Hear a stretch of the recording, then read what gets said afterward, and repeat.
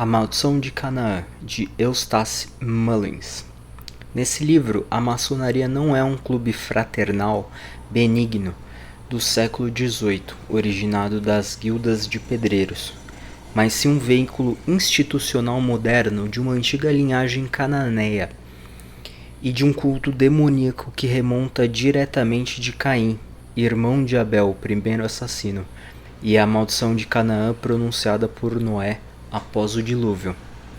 Essa maldição, descrita em Gênesis 9, nunca foi removida, tornou-se a vontade de Canaã, que tem impulsionado uma guerra de 6.000 anos contra o povo de Sem, os verdadeiros semitas. Qual é a base da linhagem bíblica? A cadeia começa com a transgressão de Caim. De Caim surgiu Tubal-Cain, Gênesis 4:22, o forjador de todo instrumento de bronze e ferro, que é explicitamente identificado como o pai da feitiçaria, da bruxaria e da metalurgia usada para as armas de guerra e poder oculto.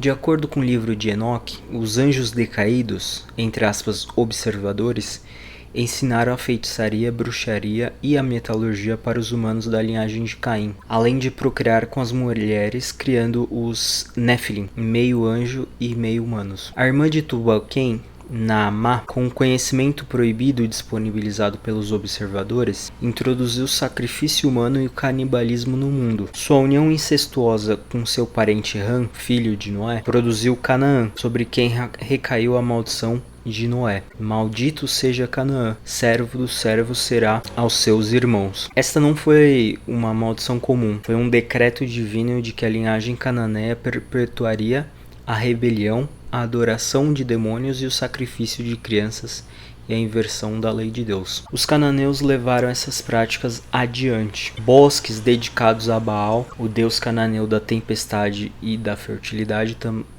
também conhecido como Bu ou Bel. Astarote ou Ísis, a consorte, prostituição ritual e os infames ritos de Moloch, envolvendo a queima sacrificial de bebês. Quando os israelitas entraram na terra prometida, Deus ordenou sua destruição total, justamente porque esses cultos representavam uma ameaça espiritual existencial. Os cananeus sobreviveram em bolsões, misturando-se durante o cativeiro babilônico de 586 a 537 a.C. e fundiram seus ritos com os cultos de mistérios babilônicos. A partir daí ressurgiram como os conhecedores, ou os gnósticos, e preservaram seus segredos por meio de sucessivas sociedades secretas. Nimrod e a fundação da maçonaria. A figura central da institucionalização desse culto é Nimrod, um descendente cananeu por meio de Cush, o poderoso caçador diante do Senhor. Construiu a Torre de Babel em aberta rebelião contra Deus. Antigas construções maçônicas atribuem o próprio Nimrod à fundação da maçonaria. Nesse sentido, Sem teria cortado Nimrod em vários pedaços e espalhado tais pedaços pela terra. Após sua morte, sua esposa, Semiramis, ou a figura posteriormente mitologizada como Ísis ou Astarote, preservou seus mistérios, que se tornaram o núcleo do sacerdócio babilônico. Essa mitologia bíblica também é vista na mitologia do Egito, em que Ísis tenta reaver os pedaços de Osíris, morto e cortado por Seth. Esses ritos, centrados no motivo do deus que morre e ressuscita, Baal ou Osíris, perversão sexual e a busca por, entre aspas, conhecimento oculto, que eleva o homem acima de Deus, foram transmitidos através das cidades-estado fenícias /cananeias, Tiro, Sidom e Cartago, e para o Egito. Os, entre aspas, cultos de mistério da antiguidade são, em essência, idênticos aos que hoje se chamam maçonaria. Tubal-Cain como senha maçônica. A prova crucial. A maçonaria utiliza abertamente Tubal-Cain como uma de suas senhas secretas mais sagradas, ainda empregada no grau de companheiro e além. Na narrativa conspiratória, isso não é um simbolismo coincidente, nenhuma referência ao ofício bíblico.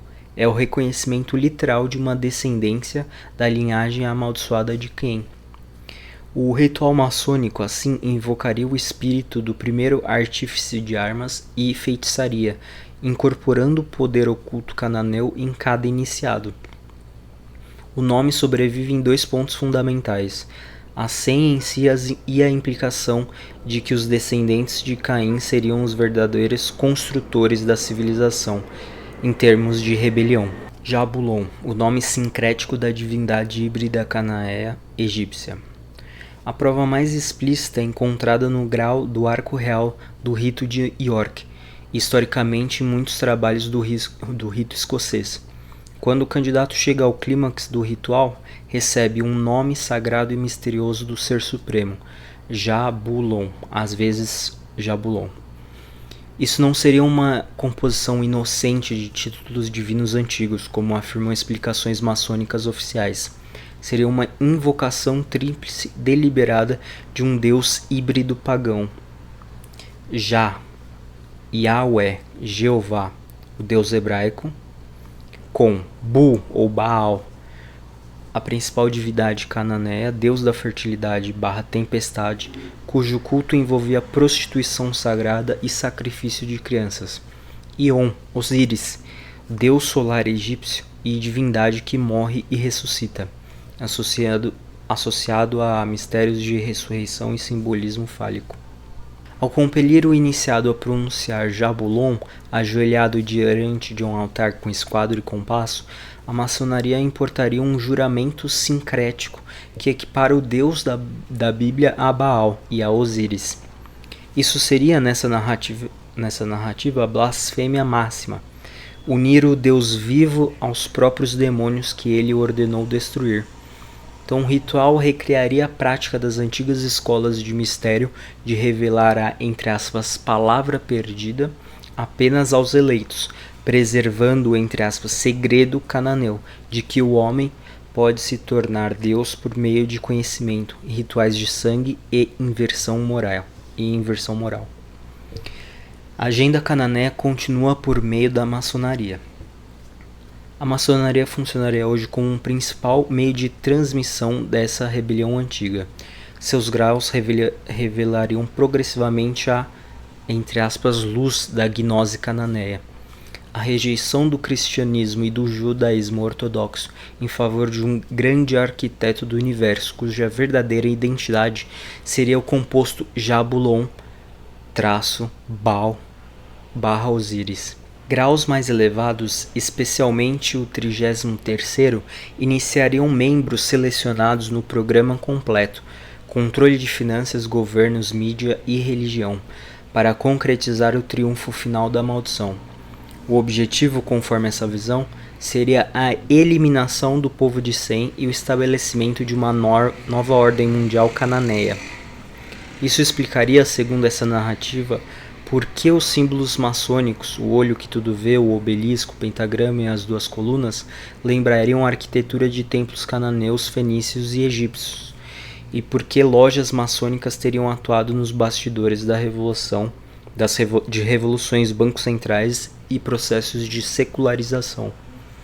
A retórica, entre aspas, nova era da literatura maçônica seria apresentada como uma versão moderna da antiga escatologia babilônica / cananeia. Então, em resumo, ao tratar essa narrativa como verdadeira, a maçonaria seria uma continuação direta e viva do culto de cananeu de Caim, que iria para Tubal-Cain, que iria para Nimrod, que iria à adoração de Baal, Osíris. As senhas, os rituais, os graus e a influência global não seriam alegorias, mas sim um sistema ativo ligado à conspiração milenar, cujo objetivo final seria a inversão completa da criação divina. O rótulo de teoria marginal seria, nessa perspectiva, apenas uma cobertura mantida pelos próprios iniciados.